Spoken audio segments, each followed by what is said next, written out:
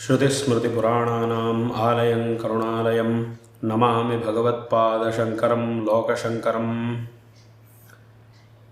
ఇవాల్టి రోజున పరమ పవిత్రమైనటువంటి ఉగాది పండగ అంటే మన యొక్క అనాది కాల సనాతన ధర్మం అనేది ఏదైతే ఉందో ఈ అత్యంత ఉత్కృష్టమైనటువంటి సనాతన ధర్మము మనకి చెప్పినటువంటి అత్యంత అద్భుతమైన కాలగణనలో నూతన సంవత్సరం యొక్క ప్రారంభం అనేది ఇవాల్టి రోజు నుంచి జరుగుతూ ఉన్నది. ఈ కాలం అనేటటువంటిది మనిషి యొక్క శ్రేయస్సులోనూ శ్రేయస్సు కోసం ఆచరించవలసినటువంటి ధార్మిక కార్యక్రమంలో మరియు లౌకికమైనటువంటి వ్యవహారాల్లోనూ ఎంతో ముఖ్యమైనటువంటి పాత్రని పోషిస్తూ ఉంటుంది. అందులోనూ లౌకికమైనటువంటి వ్యవహారాలు పనుల కంటే ధార్మికమైనటువంటి సాధనలు అనుష్ఠానాలు ఇవన్నీ కూడా ఏవైతే ఉన్నాయో ఇవి అత్యంత శ్రేష్టములు. ఎందువల్ల అనంటే ఈ ధార్మికమైనటువంటి ఆచరణల వల్ల మనం విశేషమైనటువంటి శ్రేయస్సుని పొందగలుగుతాం. మనకి విశేషమైనటువంటి శ్రేయస్సుని కలుగజేసేవే ఈ ధార్మికమైనటువంటి అనుష్ఠానములు. ఇటువంటి ధార్మికమైన అనుష్ఠానములని ఆచరించే విషయంలో కాలం అనేది చాలా ప్రాశస్త్యాన్ని పొంది ఉన్నది. ఆయా కాలం ప్రకారం మనం ధార్మికమైనటువంటి ఆచరణలను చెయ్యాలి. అటువంటి ఆచరణలని చేయడంలో ఇవాల్టి రోజు అనేది ఉగాది చాలా ముఖ్యమైనటువంటిది. ఒక సంవత్సరం పూర్తయ్యి మరొక సంవత్సరం ఇవాల్టి రోజు నుంచి ప్రారంభమవుతూ ఉన్నది. అందులోనూ ఈ సంవత్సరం పరాభవనామ సంవత్సరం సంవత్సర ఆరంభం ఇవాల్టి రోజున ప్రారంభమవుతూ ఉన్నది. క్రిందటి విశ్వావసునామ సంవత్సరం పూర్తయి పరాభవనామ సంవత్సరం ఇవాల్టి రోజు నుంచి ప్రారంభమవుతూ ఉన్నది. ఈ పరాభవ నామ సంవత్సరంలో సమస్త ఆస్తిక భక్త మహాజనులందరికీ కూడా సకల శ్రేయస్సులు లభించాలి.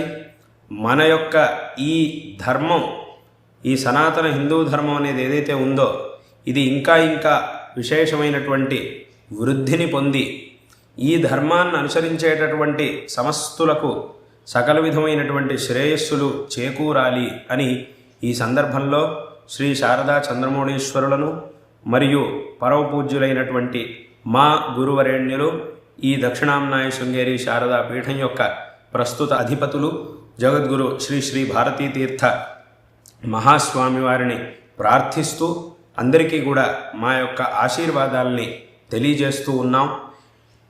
ఈ సందర్భంలో అందరూ కూడా గమనించవలసినటువంటి చాలా ముఖ్యమైన విషయం అనంటే అది మన యొక్క ఈ సనాతన ధర్మం. ఈ వైదిక సనాతన ధర్మం అనేది ఏదైతే ఉందో ఈ పరంపరలో జన్మించినటువంటి వాళ్ళం మనందరం కూడా. కాబట్టి ఈ ధర్మాన్ని ఎల్లప్పుడూ కూడా కాపాడుకుంటూ ఆచరిస్తూ ఎన్ని లౌకికమైనటువంటి వ్యవహారములు పనులు ఏమున్నా కూడా అవన్నీ కూడా వాటిని చేయవలసినటువంటి సమయంలో వాటిని చక్కగా చేయాలి. అదేవిధంగా వాటితో పాటు ఈ ధర్మాన్ని కూడా చక్కగా ఆచరించాలి. ఆచరించి ఈ జీవితాన్ని అందరూ కూడా సార్థకపరుచుకోవాలి. ఇది చాలా చాలా ముఖ్యమైనటువంటి విషయం. ఎందుకు అనంటే మన యొక్క శ్రేయస్సుకి కారణమైనటువంటిది ఏమిటి అనంటే ధర్మం. మన యొక్క దుఃఖాలకి కారణమైనటువంటిది ఏమిటి అనంటే అధర్మం. ఈ లోకంలో ఎన్ని మార్పులు వచ్చినా ఎంత ఆధునికత అనేది పెరిగినా కూడా దుఃఖం మాత్రం ఏమీ తగ్గలేదు. దుఃఖం అనేది వాటికి కూడా అలాగే ఉంది. ఒక రకంగా ఈ సౌకర్యాల వల్ల ఆధునికత వల్ల ఒక విధమైనటువంటి దుఃఖం తగ్గినా కూడా మళ్ళీ ఇంకొక వైపు నుంచి దుఃఖం అనేది వస్తూనే ఉన్నది. ఎందుకు ఇలాగా? మరి ఇన్ని సౌకర్యాల్ని కనిపెట్టినప్పుడు దుఃఖం అనేది సంపూర్ణంగా తగ్గిపోవాలి కదా, ఎందుకు తగ్గలేదు అనంటే ఇక్కడ మనం తెలుసుకోవాల్సినటువంటి విషయం, సౌకర్యాల్ని ఎన్ని మనం కనుక్కున్నా తయారు చేసినా కూడా దుఃఖం యొక్క మూలం అనేది ఏదైతే ఉందో అది అలాగే మిగిలిపోయింది. ఎప్పటి వరకు ఆ దుఃఖం యొక్క మూలం అనేది ఉంటుందో అప్పటి వరకు ఎన్ని సౌకర్యాలున్నా, ఎన్ని ఐశ్వర్యాలు, అధికారాలు ఎన్ని పెరిగినా కూడా, ఎంత ఇప్పుడున్నటువంటి ఆధునికత కంటే ఇంకో 100 రెట్లు ఆధునికత పెరిగినా కూడా ఆ దుఃఖం యొక్క మూలం అనేది గనక అలాగే ఉంది అని అంటే దుఃఖాన్ని ఎవ్వరూ కూడా ఆపలేరు.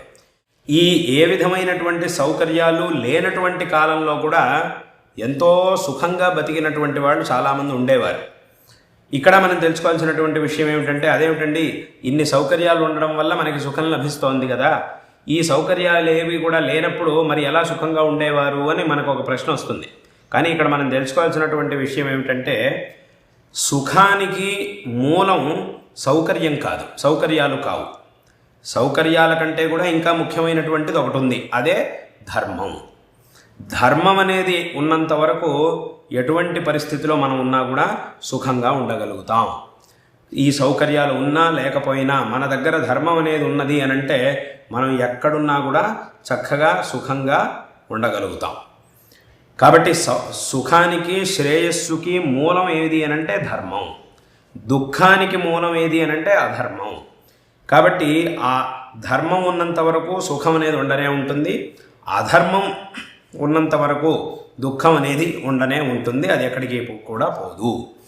కాబట్టి ఇక్కడ ఈ ప్రపంచంలో ఎన్ని మార్పులు వచ్చినా, ఎంత ఆధునికత అనేది పెరిగినా కూడా ఈ రెండు ఉన్నంతకాలం సుఖ దుఃఖాలు అనేవి లోకంలో ఉండనే ఉంటాయి. కాబట్టి మనకి సుఖం కావాలి అంటే, మనకి శ్రేయస్సు అనేది లభించాలి అనంటే దానికి తప్పకుండా మనం ధర్మాచరణని చెయ్యాలి. మనకి దుఃఖం అనేది రాకూడదు అనంటే అధర్మాన్ని త్యజించాలి అనేటటువంటి మాట ఏదైతే ఉందో ఇది మాత్రం ఎప్పటికీ మారదు.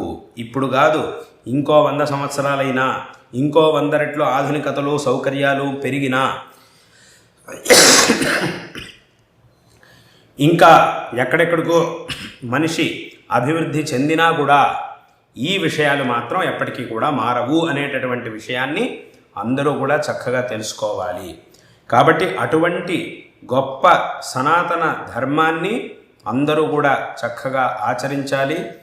దీని యొక్క అభివృద్ధికి, దీని యొక్క సంరక్షణకి అందరూ కూడా సంసిద్ధులు కావాలి అనేటటువంటి విషయాన్ని ఈ సందర్భంలో అందరికీ కూడా తెలియజేస్తూ ఉన్నాం. ఇవాటి రోజున ఎంతోమంది ఎన్నో రకాలుగా ఈ ధర్మాన్ని ఎలాగైనా సరే వినాశనం చెయ్యాలి అని ఎంతో ప్రయత్నిస్తూ ఉన్నారు. కానీ ఆ ప్రయత్నాలన్నింటినీ కూడా తిప్పికొట్టాలి. ఆ ప్రయత్నాలకి మన ధర్మం అనేది లోను కాకూడదు. ఈ ధర్మం అనేటటువంటిది ఎప్పుడూ కూడా ఉత్తమమైనటువంటి స్థితిలో ఉండేలాగా చూసుకోవడం అనేది అందరి యొక్క బాధ్యత. ఈ ధర్మం అనేది చక్కగా ఉన్నప్పుడు అందరూ కూడా చక్కగా ఉండగలుగుతారు. కాబట్టి ఈ విషయాల్ని అందరూ కూడా చక్కగా తెలుసుకోవాలి. భగవంతుడు దశావతారాల్ని ఎత్తాడు అనేటటువంటి విషయం అందరికీ కూడా తెలిసినటువంటిదే. ఈ దశావతారాల్ని కనుక మనం చూస్తే ఒక్కొక్క అవతారంలోనూ ఒక్కొక్క తత్వం మనకి కనబడుతుంది. ఒక్కొక్క అవతారంలోనూ ఆ భగవంతుడి యొక్క స్వభావం, ఆ పరమాత్మ యొక్క తత్వం అవన్నీ కూడా మనకి రకరకాలుగా ఉంటాయి. ఒక అవతారం ఉన్నట్టుగా ఇంకో అవతారం ఉండదు. ఎందుకు ఇలాగా అనంటే, భగవంతుడు ఏ సందర్భంలో ఏ రకంగా ఈ ధర్మానికి సంకష్టం అనేది ఏర్పడిందో ఆ సందర్భంలో ఆ రకానికి ఏ స్థితిలో అయితే మన ధర్మం, ఏ విధమైనటువంటి ఇబ్బంది మన ధర్మానికి వచ్చిందో దానికి తగినటువంటి రూపాన్ని, అవతారాన్ని భగవంతుడు ధరించి ఆ సమయానికి కావాల్సినట్టుగా ధర్మాన్ని భగవంతుడు కాపాడి మనకి ఇచ్చాడు. అంటే ఒకసారి రాముడిలాగా ఉండవలసి వచ్చింది, ఒకసారి కృష్ణుడిలాగా ఉండవలసి వచ్చింది, ఒకసారి నరసింహస్వామిలాగా ఉండాల్సి వచ్చింది, ఒకసారి పరశురామావతారం ఎత్తాల్సి వచ్చింది, ఒకసారి వామనావతారం ఎత్తాల్సి వచ్చింది.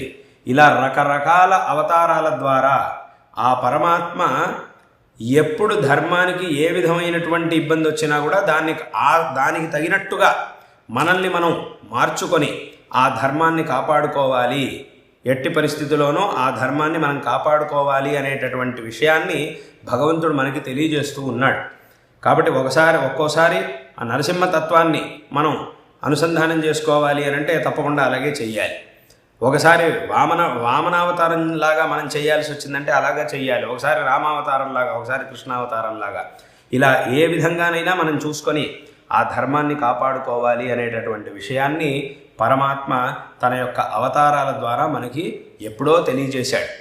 కాబట్టి ఇప్పుడున్నటువంటి పరిస్థితుల్లో అందరూ కూడా ఆ భగవంతుడు చూపించినటువంటి మార్గాన్ని అనుసరించి ఎక్కడ ఏ విధమైనటువంటి తత్వంతో మన ధర్మాన్ని మనం కాపాడుకోవాల్సి వస్తుందో అక్కడ ఆ రకంగా మనం దీన్ని కాపాడుకోవాలి అనేటటువంటి విషయాన్ని అందరూ కూడా చక్కగా తెలుసుకోవాలి.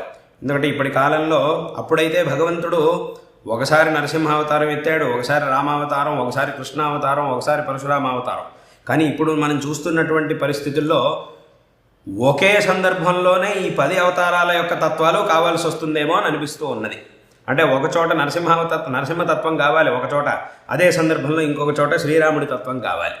శ్రీరాముడి తత్వం అనేది ఎంత గొప్పది, దాని గురించి ఒక చిన్న ఉదాహరణ చెప్పాలి అని అంటే, రాముడు రావణాసురుణ్ణి వధించడానికని వెళ్ళాడు.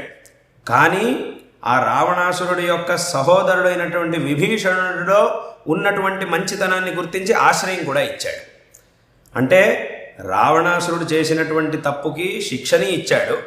అదే రావణాసురుడికి తోడపుట్టినటువంటి వాడైన విభీషణుడిలో ఉన్న మంచితనాన్ని గుర్తించి ఆ విభీషణుడికి ఆశ్రయాన్ని కూడా ఇచ్చాడు.